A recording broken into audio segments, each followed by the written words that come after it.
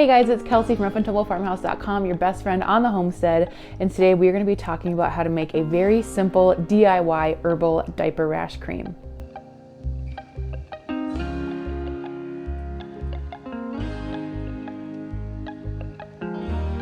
Now, full disclosure, this is more of an ointment or a salve than it is a cream. If you want to get into making creams, those are great, but they're a lot more complicated to do. You need emulsifiers, you need preservatives. They're also just harder to get right from the get-go. So this is something I want to share, something that's a lot more attainable and easy for everybody to do if you don't want to get into those kind of more complicated procedures. So just letting you know that right off the bat. So the reason why you might want this, obviously, is because your baby's bottom is maybe a little irritated. It's nice to have these on hand. I like to make it in a big batch, and that way it's good to have for my baby, or if someone's having a baby, it makes a really nice gift, and it's really easy to make a little batch of these things to just have stashed away in a cupboard somewhere because they last a long time too.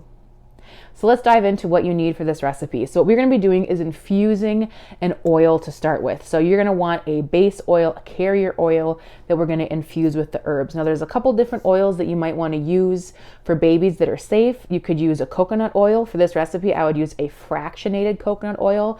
That just means that most coconut oils, like you're used to kind of cooking with, it's solid at room temperature. Fractionated, it's gone through a process where it keeps it in a liquid form. Another oil option would be an almond oil. A sweet almond oil is pretty gentle. Of course, you want to watch out for nut allergies. And then also a grapeseed oil is another good choice, and that's actually what I'm using because I had some grapeseed oil on hand. These oils are all really conditioning for baby. They're good and moisturizing.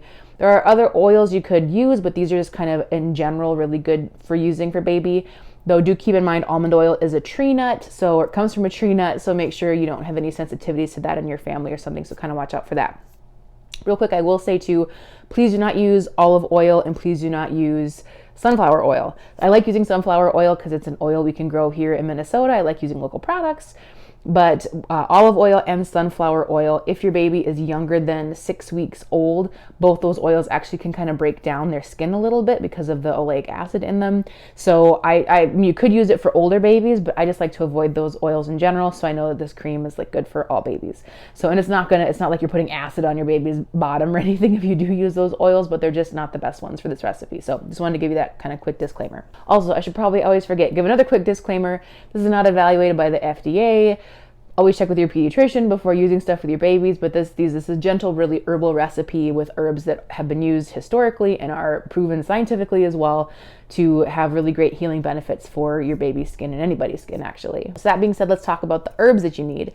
You want to have, for this recipe, calendula. We are using comfrey, and we're using St. John's wort. Now, all of these have antimicrobial, antibacterial, and skin regenerative properties to them. Comfrey especially more so. It's even used as kind of a poultice for helping heal like broken bones and things like that. And again, I really like when I'm sharing this content to make sure I am balancing out, things that are from kind of a more ancient wisdom sort of a thing and things that are actually scientifically proven. I think it's interesting a lot of times, there's things that indigenous communities have been using for centuries, and then science kind of catches up to that knowledge a lot of times, which is really interesting. So these are proven scientifically to actually do these things and have been known for centuries by people to actually have these healing properties that are really good for your skin. So not only can you use this for your baby's bottom, but if you have kind of nicks, cuts, scrapes, bruises, these are really good just in general for healing your skin. All right, you are also going to need some beeswax. Beeswax is kind of a stabilizer. It also is going to lock in moisture. And then a couple other things you want: vitamin E oil. That's just adds extra conditioning. And it also is useful in that it kind of prolongs the shelf life of items when you put a couple drops of vitamin E oil in there. And then you also, for this recipe, I'm using a tablespoon of shea butter. But you could also use, what am I trying to think of here? Not shea butter, cocoa butter. You can also use cocoa butter. If you don't want to have to invest in the butters, just using the infused oil and beeswax is still going to get you where you want to be to have kind of like a solid thing that you can throw in your diaper bag and put on baby's bottom. So first things first, we are going to be infusing, again, like I said, the oil, our carrier oil. It's called carrier oil because it's carrying the herbal properties in it, or sometimes people put essential oils to diffuse them or dilute them in a carrier oil. So to infuse our oil, we are going to be using the stovetop method. Now I will link below in the description box to how to do the solar method of infusing. That's actually my preferred method, but you can definitely do the stovetop method, or you can do it in a crock pot, also works well, just because I'm assuming if you're looking at this recipe right now, you want something now because your baby has a diaper rash and you want something you can use. So the solar method takes longer, it takes a couple weeks. Crock pot method, that takes several hours, and the stovetop method, that takes about an hour and a half. So I'm going to give you those instructions. So to begin with, we are going to be taking our herbs. You want to use a 1/4 cup of each of the herbs. So a 1/4 cup of St. John's wort, a 1/4 cup of the comfrey leaves, not the root, comfrey leaves. And you also want a 1/4 cup of St. John's wort. And so we're going to put these into a double boiler. And if you don't have a double boiler like this, you can easily make one. Just get one pot that's slightly bigger, put some water in it, put it on your stove, and then use a heat safe bowl on top of that. And then have the water in the bottom pot, and then it'll do the same thing. You don't want to put this on direct heat because the chances of you burning your herbs is much higher. We don't want to cook the herbs. We just want to steep them slowly for about, like I said, an hour and a half, so that way the properties from the herbs get into the oil. If you cook them, you burn them. And that means that you have burnt out a lot of the oils. It's gotten too hot and the oils have kind of evaporated and you can't use them anymore. It's not going to be as effective. So we're going to add to it your carrier oil. Again, I'm using grapeseed. I'm using a cup of oil to pour over the herbs and give them a little bit of a stir. And then from there, we're going to stick it on the stove. So you want to have your double boiler going here, and you want it at a nice rolling boil. And I had mine at kind of medium low, somewhere in that ballpark. And you do want to give your herbs a little bit of a stir every once in a while. Please keep an eye on this to make sure that your double boiler is not boiling out, because there's a decent chance. You don't want, in a double boiler, you don't want the water actually to touch that top boiler. You want it to be below the surface of the bottom of the top pot or bowl. And so just make sure as it's going, because an hour and a half is a long time for that sucker to be boiling, that your water doesn't boil out. I actually had that happen to me one time. I wasn't paying attention. I just had it on there, and then my herbs got scorched, because then it was just this like direct heat basically coming right up through the glass or through the metal or whatever you have for double boiler. So have it on there for an hour and a half and on a nice rolling boil, but make sure your oil is staying. It shouldn't get over 95 degrees, so you can temperature check that way. And what you're looking for is the oil is going to change color. It's going to turn a nice, beautiful, dark, rich sort of green color. It's going to smell nice and herby, and that's how you know that it is done. So I'll show you here kind of an oil comparison. This is what the oil started out looking like, and this is what the oil looks like once it is infused with the herbs. So next thing you want to do is strain out your herbs. And I have this little bag that I just use because I make a lot of herbal preparations. I think this is actually for winemaking. And I just reuse this over and over instead of cheesecloth, because this stuff lasts.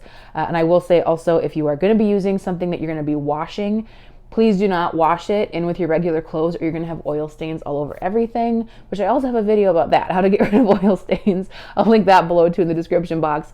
But so I just use the same sack over and over again, and then I just throw it in a bowl. After I get the herbs out and compost them, I just wash the bowl in hot soapy water, I wash the bag in a bowl of hot soapy water in the sink, and then I just air dry it versus putting it in my laundry and then getting all those oils inside your washing machine. No good. So once you have strained out your oil, then we are going to be putting it back into the double boiler. So you're probably going to have to wipe that out, get little herb bits and stuff out of there, put the oil back in the double boiler, stick it on the stove, and we're going to add our beeswax. So if you are going to be adding just beeswax to this recipe and you're not adding in any butters, then please put in a 1/2 cup of beeswax and stir that in until it melts.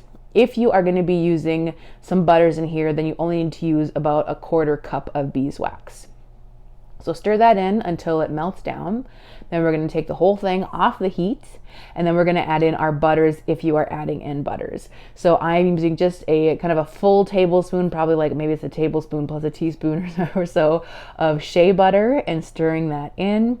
This is also where you want to add your vitamin E oil. So I'd recommend for this recipe about a 1/2 teaspoon of vitamin E oil, and you're going to stir that in. And that's basically it. You have made it. You have made your salve or your diaper rash cream. Now we just need to put it into some containers. So I like to pour these into tins, because tins are nice. They're flat, they're easy to travel with. They also, you don't want to, if you're going to pour this into plastic, please be careful, because if the oil is too hot, you can melt your plastic or warp your plastic. So I like just having these tins on hand and pour it into there. and then let the whole thing dry completely. I'd say give it a couple of hours for it to solidify and all that heat to go away before popping a lid on there and making sure you label it.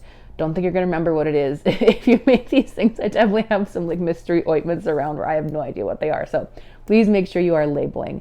And this should be shelf stable for months, if not years, and it's still gonna work really, really well. Now, one question I get about this diaper rash cream is, can I add essential oils? Yes, you can add essential oils. The main healing coming from this recipe is coming from the herbs. You can add essential oils, but essential oils you need to be very careful with young children, especially. You really shouldn't, honestly, even be using essential oils with kids under 2 is what's recommended. If you feel very passionately about putting some essential oils in here, or you just want it to have a certain scent, honestly, it smells really nice, kind of just like herby and kind of witchy in a good way.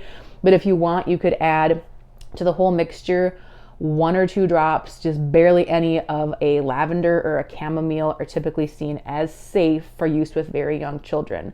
And total, you want to make sure when you're using essential oils with kids, it should never be more than a 1% dilution rate. So if you're, let's say it weighs 100 grams, just to be easy.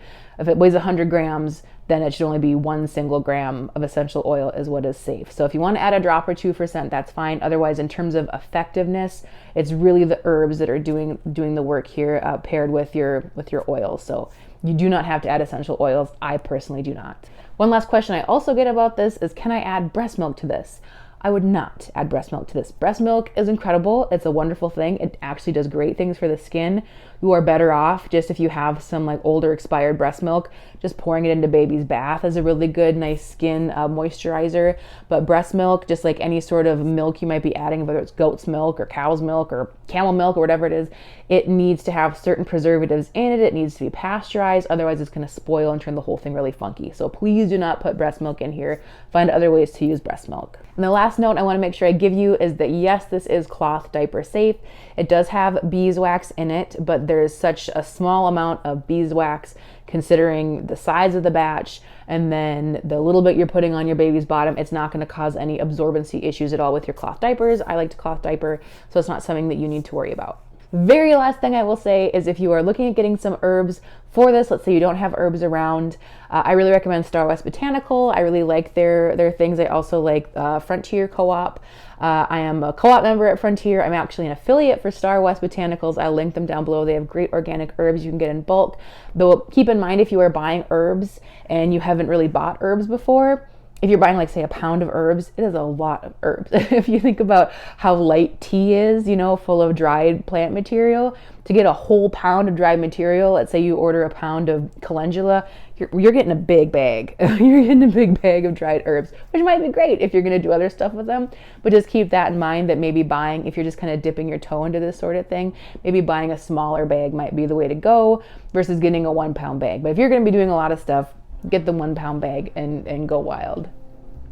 All right, that's it. That is a very simple, easy to use diaper rash cream for your babies. Let me know if you have any questions below, or if you have a tried and true recipe you really like as well. It's always great if we can just help each other out. We will see you next week here for more farming, family food, and fortitude here at our Rough and Tumble farmhouse.